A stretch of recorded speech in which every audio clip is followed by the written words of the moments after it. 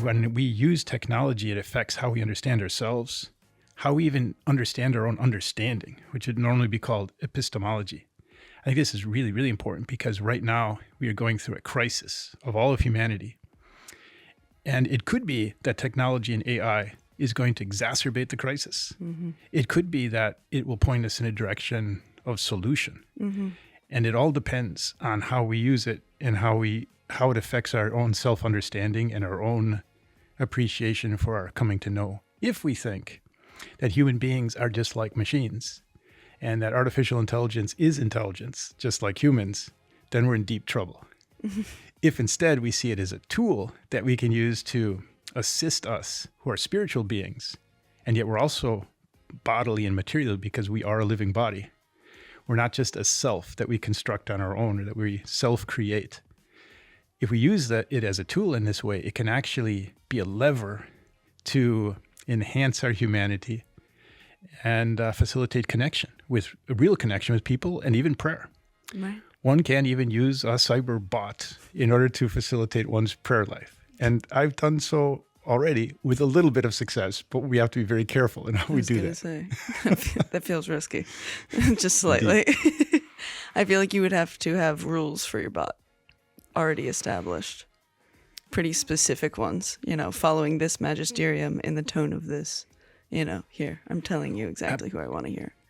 Of course, absolutely. You need to have those rules, and it's interesting that there are bots that have some really good rules in them already, really well established. I mean, of course, a lot of people are getting to know, and it's a Catholic university. My university is involved in this project. The Vatican is involved. It's called Magisterium AI, and I've used it to prepare homilies, and it can be tremendously effective, but you have to be aware of its limitations. Once I was testing out this bot that is very close to a spiritual direction bot. And I was using it for myself, and it gives you an examination of conscience, and you respond to some questions, and then it gets this feedback, and then it tells you, well, these are the areas that I suggest that you work on. It says, which one of these would you like to work on first and have priority? So I told it the area that I wanted to work on, and it gave me some goals. Then at the end of the day, it contacts me, and it says, hey, Robert, how'd it go today? And I said, it didn't go very well. I didn't achieve any of my goals. I was wondering how it was going to respond. It said, hey, Robert, don't worry. Tomorrow's another day. You can try again tomorrow, which is actually a really good kind of sporting spirit that St. Josemaria Escrivá like to speak of it. You have goals, and you have in your examination conscience, you give thanks for the things that go well, and you say you're sorry for those that didn't go so well, and then you start again. And that's a way of building in humility. Yeah. Wow. Hey, try again tomorrow. The bot doesn't know what tomorrow is. But I do. Oh my gosh. Yes, that's what matters. It is true. There's a theory kind of traveling around that the development of AI sort of is going to make the younger generations more distant from technology and more naturally skeptical of everything that they see, if they aren't already. We know that the younger generations are actually better at recognizing AI produced videos because they're used to it and they can look and see the little gimmicks, whereas the older generations sometimes have a little bit of a problem. But I do think it's interesting that a lot of people correlate now AI with like a cheaply made product. We have this in strategy a lot of the time where you'll be tempted to use AI. Let's say even for our voices in this podcast. We could have typed this out and just had AI read it aloud to each other instead of actually talking. But people are really quick to pick up on it, and they get this weird phenomenon where they don't like the thing that's close to a human but isn't human, and it makes them immediately react. I know it has a name, and I'm totally forgetting. Uncanny Valley. There right? it is. Uncanny Valley. That's what I was thinking of. Yes. And so I think it's interesting that I'm interested to see if AI accidentally makes people leave the internet, because eventually it's just going to take everything over slowly and surely, because some businesses are going to think, no, that's going to be a really good idea. We should be doing that. We should make everything AI. Let's do that. And then everyone's going to go, I actually really desire human connection, and I might just get offline. I don't know. It's just an idea. So I really like the way you described that, because it's, I totally agree. And it's very much related to another phenomenon, which is going on in academics. So before COVID, the whole emergency with COVID and the crisis and so forth, there was already a really strong push to online learning. Mm-hmm. And the status quo was one where you had to do professional quality, like studio produced videos for your students, or else it wasn't considered to be professional. So you had to have you normally need a whole studio. And there were people who were spending tens of thousands, even hundreds of thousands of dollars per credit hour to put the gloss onto the content for online learning. And what happened, during COVID, all of this accelerated, and a lot of people were doing online learning, and very quickly. And this is where it's related to what you're saying: is that people, I don't really care. In fact, if it's glossy, I'm turned off because it looks canned, it looks fake. Instead, I'd prefer that I see like a child coming into the room and disturbing my professor, my teacher, or a cat coming across the table or something, because then it's real and it's genuine. Yeah. And exactly as you said, because people are looking for human contact. Related to what you said also is how Z. would have been, they've grown up on their cell phone all the time. Whereas the millennials, many of them are relieved when they're told this is like a cell phone free place. You have to put it away. You can't bring it to school. We don't want you to bring it out at mealtime. For a lot of them, it's really hard, and because some of them have been just brought up totally immersed in the technology. But they find it a relief, and they're grateful for this opportunity to have this technology-free zone where they can immerse themselves more in the human content, because that's what they're really looking for. Yeah, absolutely. To connect with people. I saw at this restaurant, I was just horrified by it. But this couple, supposed married couple, go to pizzeria. I saw this in D.C. It was an authentic Italian pizzeria in D.C. And they had this little girl who's like 3 years old, and they set up a screen for her at the table. So then they're like totally ignoring their daughter. And that's horrible what that's actually doing to her brain. Yeah. There's so much evidence that we, through authentic human contact that's genuine, we develop abilities of communication, compassion, empathy, but also focus, which neuroscientists say is the most important thing in the universe. Yeah. Which I agree, even from a theological perspective, because God has no problem focusing. He is omniscient. He is all-loving. He is love. And he's totally present in the moment, which is eternal for him. And so we should really privilege developing the ability for focus. Yeah.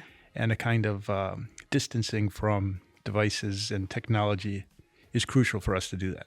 Absolutely. And it's interesting that you bring up education, because I think that's one of the areas that is most important when it comes to where we allow kids to have this tool that sort of replaces their brain, that in a way doesn't require as much work on their end. And we know the brain to be a muscle, and you have to work it.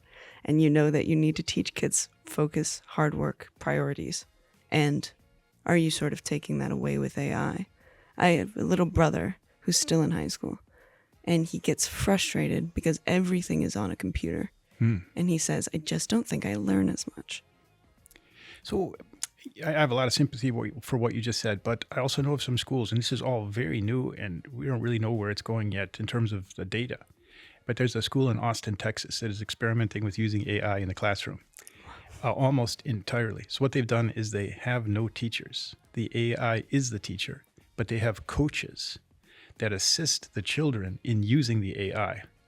And they found, they've only been doing this for 2 years at the most, but they found a huge advance in the learning of these children. So they do have human contact, and these people are encouraging them to use in a responsible way. One of the things that allows that each kid can go on at his own speed, his own pace. It also requires from the kids to think about, what am I trying to learn? What do I want to learn? What are my goals? How can I best use this instrument? So it's actually a very thoughtful system that I think is promising. I have a lot of friends who are in education and teaching in schools, and I know they feel threatened by this, very threatened. But I think it could be a very potent assist to those who are involved in education. I don't think it's going to substitute them. Right. But I think it's going to require that they become really experts at AI also, so that they can use it in the best advantage with their students. It's so interesting, because the position I've sort of had thus far is I went to a school that was entirely based in computers, and I found that I could memorize and then forget things very quickly. And then I went to a school, Christendom College, that required you to write everything by hand. And I found that everything stuck.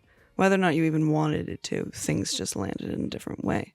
So I'm curious to see how that's going to be in the long term. 2 years in, I'm interested to see what that does over the years, because maybe it's a different generation.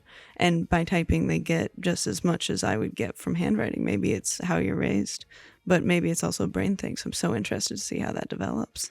So it is definitely a brain thing, and there's brain scans that they've done on people who are writing by hand and who are using a keyboard or using a touchscreen. And more of the brain lights up in general when they're handwriting. It's a fascinating consideration. I'm on an AI task force at the School of Business at Catholic University, and I'm also meeting with the other faculty. And one of the things we wrestle with is, of course, how we use it in learning. And you could say that there's two groups. One group says we have to prohibit it, keep them away from it because they're cheating by using it, and they're not going to learn if they use it. And then there's another group who says AI is here, it's going to stay, it's going to keep growing. We need to change our teaching methods and our learning methods so that the students learn how to use the AI in a way that actually affects and in a way that's helpful their learning. So one of the things that we emphasize is we're going to more and more oral exams. Wow. So that including students uploading videos of themselves explaining something. Right. And certainly my experience is that when a student doesn't simply respond to a question that all the students respond to, but develops the question for themselves, right. That's a topic that they're interested in researching, and then study, potentially also using AI, and then they give an oral presentation on that topic that they've chosen themselves, they remember that for a long time. I absolutely believe that. Because having to speak about something, it switches on a different part of the brain entirely. Because now I think a big problem with the cheating thing in the college sphere, especially with AI and trying to keep up your coding in order to combat more versions. You know, you've got kids who've been with technology for longer fighting teachers who haven't been with the technology as long, and the kids are winning from what I've seen across the board with just, I can cheat very easily almost all the time. And so, yeah, oral exams sort of does a great job of combating that. How are you going to really cheat your knowledge when it's just two people sitting down and talking with each other? So I already have courses, and in the syllabus, it indicates best practices and what's allowed in the course. And I say, go ahead and use AI all you want, but you have to cite it and indicate how you used it, which one you used, and what prompts you gave it in order to develop your response. And that, I think, assists in this reflective, critical thought approach to what they're doing and how they're using it. We've generally, the faculty, when we have this AI task force, or a special committee, we've come to the conclusion that what really counts is educating people in the skills of critical thinking. I love it.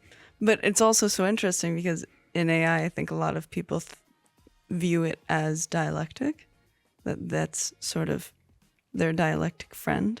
But what's so interesting is you have to be so careful with that at the same time, because it's not a real human connection, and it's not a real thought process.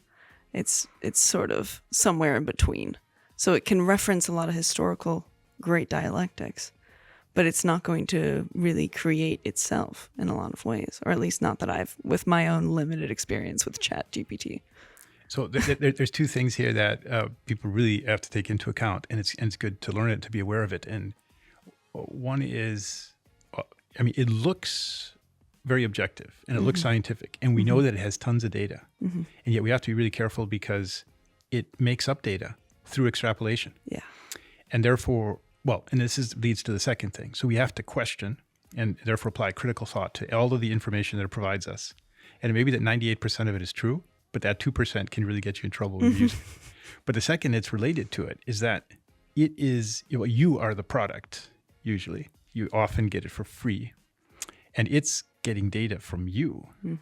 And it wants you to use it as much as possible, which means it wants to induce you to be trapped inside of it, which means that it wants to satisfy your desires, which means that it may be telling you not what is true, but what it thinks that you're looking for. And I've found this already to be true using Grok in particular, also some with ChatGPT, premium version. But I've used Grok in such a way I've gotten in arguments with Grok, and it ends up agreeing with me. Wow.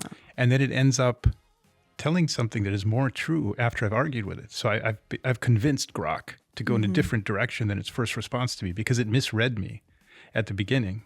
Wow. And then it ends up realizing what direction I would prefer to go to. But then it gets new data that's actually real data that corresponds more to, you could say, my prejudices, my Right. beliefs, which are, in this case, were quite informed.